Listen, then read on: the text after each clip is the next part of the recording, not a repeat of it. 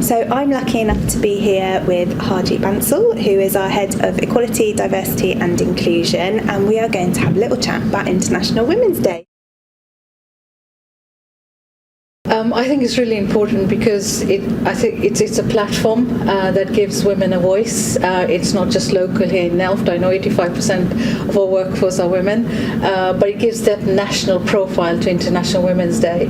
I was watching the news last night in India. In India, they celebrated a couple of weeks before we celebrated nationally, and they were talking about all the women who are now presenting as comedians in India, and you had never seen that before. So I think it gives that platform to celebrate women who have sort of broken some of those taboos where women were not visible.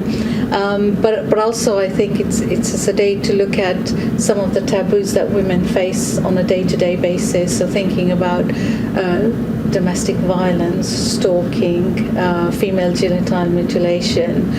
Those are issues that are quite pertinent and quite real for women. So I think it allows us to use this day to also raise awareness and aspects of taboos that women face.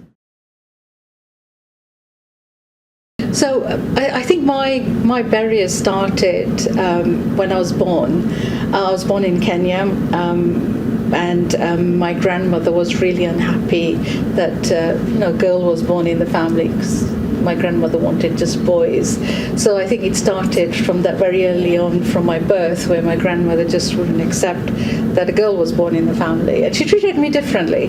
I always noticed that my brother got away with a lot of things, and if I made a little mistake, the challenges were much higher for me. And then I think even through education, I really wanted to go into university, and I was told, let your brother go to university, because he's going to be the breadwinner. And things really changed for me when I came to England. So I came to England at the age of 19, having just finished my GCSEs, and I just about finished my first year of A-levels by the time I came to England. And my husband, when I got married, my husband really encouraged me to go back to university. So when I was pregnant with my daughter, I then went back to university and did my honours degree in public sector management. So I think, although there were barriers very early on in my life, there were other people who then got me to think about who I could be as a person, because they saw some potential in me. So I think I've got my husband to thank that I managed to get into university, and then my career really progressed from then on. Amazing. So I didn't really face much challenges, but I think as an Asian woman, it's always at the back of the mind. When I go for an interview and I don't get shortlisted, or I don't get the job, I always think, is it because I'm an Asian woman? Yeah. So it always plays at the back of your mind.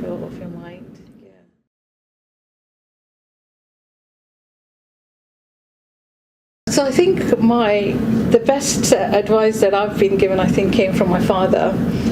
My father loved me.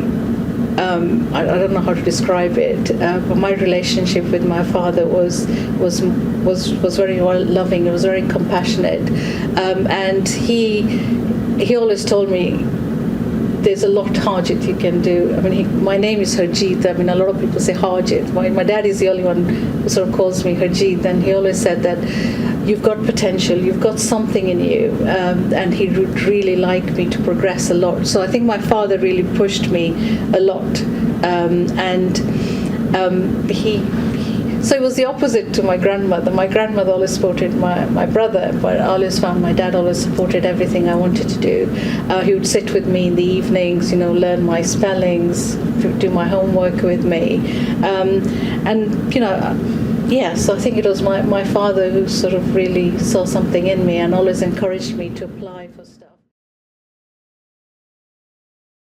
I think one way is that they need to set that as a goal for themselves. So I'll always set a goal for myself. This year, this is what I'm going to achieve. This is where I'm going to go. So I think the first thing they need to do is set that goal for themselves, wherever they want to be in a senior position. That needs to be set. And then I think they need to take on those opportunities of mentoring, coaching, shadowing. We have so many high-profile women in this organization, but it doesn't have to be in this organization. We've got partners like EPO, input and provide, and others. So I think taking on those opportunities to try and encourage themselves to just tap into the networks. I think it's Catherine Lund, really, and I think because I work quite closely with her, but I've seen her. So I knew Catherine when she was a health visitor in Barking and Dagenham, and now she's now Associate Director, Quality and Safety, and I've just seen how she has progressed over that period of time. She's very compassionate about what she does, her presentation. I've seen her when she's really frustrated as well, and there's frustration, but the way she presents herself on the day is very professional. So she's someone that I think I'm really inspired by. So actually, it's totally different to what I'm doing now. But I wanted to be a CID officer, criminal investigation detective. Wow! Something that has always. It's always been something that I wanted to aspire to be. It was really interesting because when we first came from Kenya, my first interview was at Race Equality Unit in Newham, and my second interview was at the Plaster Police Station. And I got both the jobs, and I told my dad I want to go and work for the Plaster Police Station because that's what interests me. But at that time there's lots of stuff going around racism and what was going on in the police force, and he was not encouraging me to go and join the police force, so it was a no at that point. So I always wanted to be that, and I watch a lot of the murder films, and crime dramas. I try and drama, but I try and predict who the killer is going to be, and so those things. But it's something that is still of interest to me.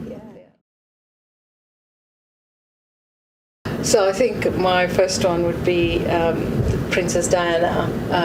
I think because of her ethics, her relationship with the children, and what she stood for, so standing up for HIV and working in war-torn countries and supporting some of the work happening there. So for me, it would be Princess Diana as my first one.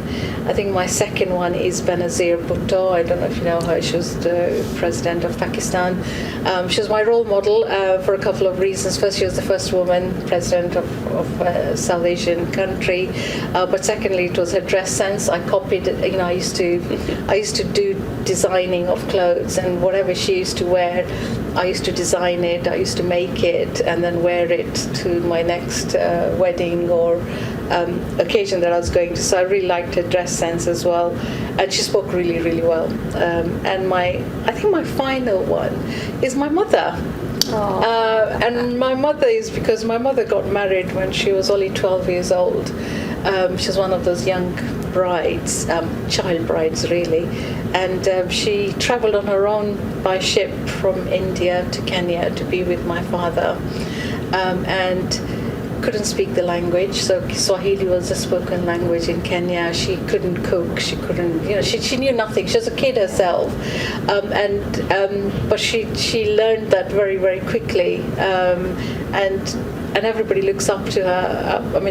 People in my communities. I was at a party last week, and somebody asked me about my mum, and when I started saying this is who she is, they remembered her. My mother was a dancer, so when there were Indian parties, my mum was the centre of stage in terms of, there's a thing we call jago in our language. It's you hold it up in your head, and it's got candles at the top, and my mum can have that on her head and dance without holding it. And she was well known for that. So I think, my mother. Thank you so much for sharing some of your thoughts around International Women's Day. It's been a pleasure hearing from you and hearing all about how important your family is to you. So thank you so much. Thank you, Carrie-Ann.